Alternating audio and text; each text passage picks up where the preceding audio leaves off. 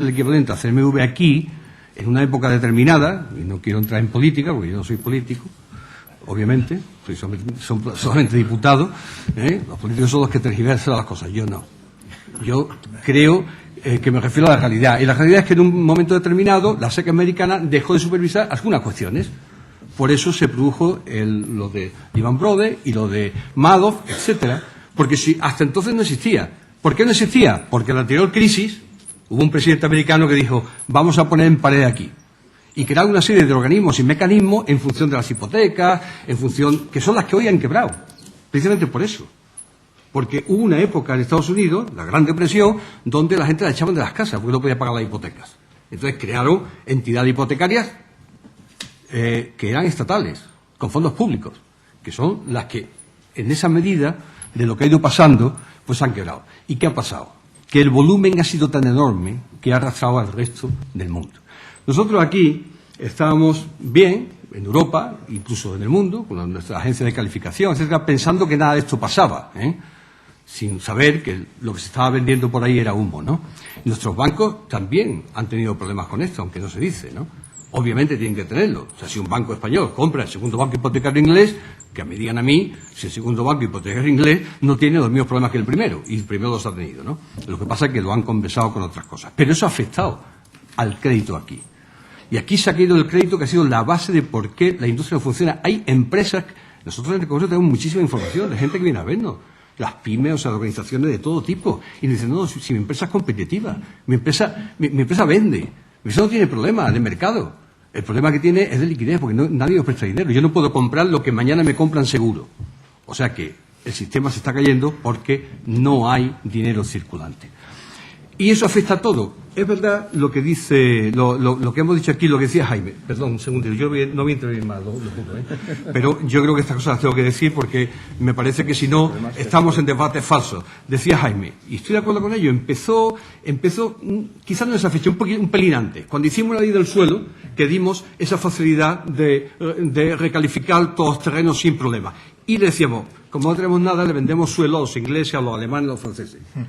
Empezó ahí, pero no se produjo ahí. Se produjo cuando los alemanes, los franceses y los ingleses, como consecuencia de esta crisis del sistema financiero, deciden que ya no tienen dinero para pagar la hipoteca de aquí y las casas que se compraban. Y deciden que era más barato dejar la casa ahí y no pagar más que seguir pagando. Y entonces se nos ha caído el negocio.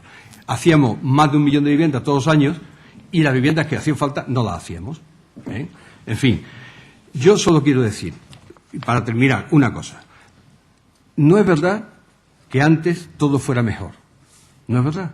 Porque España, nuestro país, nuestro pequeño país, de entre el año 1985 al 2005, que es el periodo que analizamos en ese informe, por eso yo recomiendo que se lea, el incremento en términos de PIB, de crecimiento de PIB, ha sido 6,6 veces mayor que la promedia mundial. Tan solo nos ha superado China y Corea del Sur. Hasta el 2005, que es, digamos, el dato relevante. Luego, ahora mismo tendríamos que comparar con la crisis, otras crisis, ¿no? Eso en términos de crecimiento del PIB.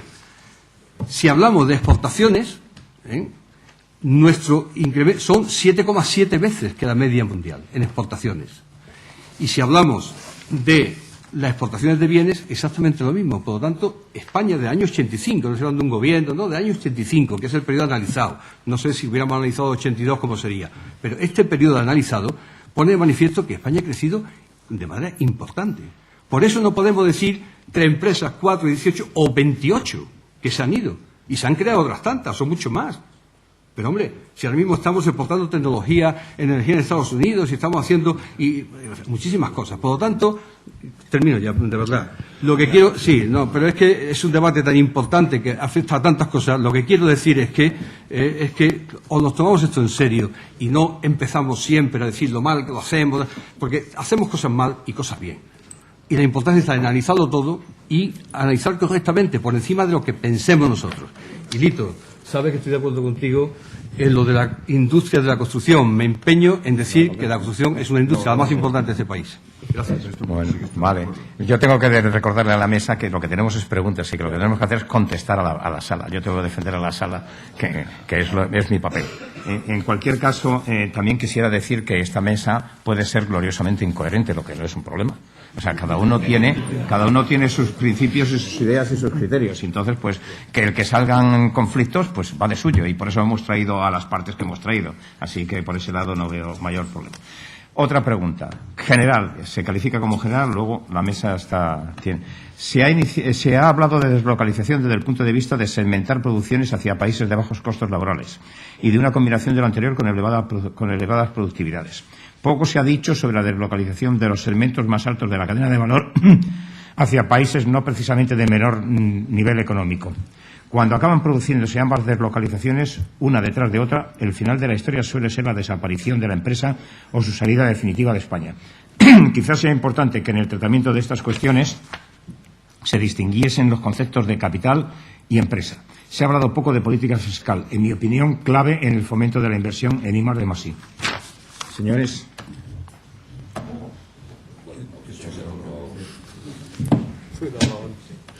Sí, yo voy a intentar evitar hablar de mi libro. Eso, por favor. Contestar las preguntas, por favor. Sí, por eso digo, voy a intentar contestar. Gracias. Pero no me regañes ahora que No, yo hago el apunte. Bien, vale. No, yo creo que efectivamente, y lo intentaba situar en la presentación que hacía, hay una deslocalización que viene como consecuencia de la búsqueda de mercados con menores costes, con menores regulaciones laborales, con menores regulaciones fiscales, en definitiva, son de escaso valor añadido, y hay deslocalizaciones, yo las llamo relocalizaciones o renacionalizaciones, que se están produciendo en los últimos años hacia países fruto de las iniciativas que adoptan determinados gobiernos. Merkel pone encima de la mesa 4.500 millones para resolucionar el tema de General Motors. Sarkozy pone 3.000 millones a cada empresa constructora del automóvil para que mantengan los vehículos, los modelos dentro de sus fronteras. Por tanto, eso no es una deslocalización como consecuencia de la búsqueda de un mercado más barato, sino que es como consecuencia de una decisión política. Por tanto, sí hay política en esto. Si yo creo que el gran drama de todo este proceso es que lo que eran las reglas de oro de la libertad del mercado han saltado por los aires. Entonces, esos dogmas, desde mi punto de vista, son los que han quebrado. Y por eso nosotros insistimos en que, efectivamente, contestando a la primera pregunta, que prácticamente no la ha contestado nadie, si no hay iniciativa privada, tiene que haber iniciativa pública. Y si no hay inversión privada, tiene que haber inversión pública. Ahora bien, hay que colocar una pregunta y un debate encima de la mesa. Si la iniciativa privada no está dispuesta a invertir, si las empresas no están dispuestas a reinvertir, estamos en un modelo absolutamente desquiciado. Y simplemente un dato. Es cierto que antes las cosas no iban mejor, pero la industria española, y yo creo que lo único que puede generar riqueza es mantener y crecer en la industria española ha perdido peso respecto al PIB desde el 2004, pasando del 14% al 11,5%, y el empleo industrial ha caído desde el 27%, que suponía el total de la economía de este país en el año 90, hasta el 17% en el año 2008. Estamos dejando caer la industria, estamos perdiendo las oportunidades de tener creación de riqueza. Gracias. Venga, paso a otra. ¿No se asocia en exceso política industrial a las subvenciones?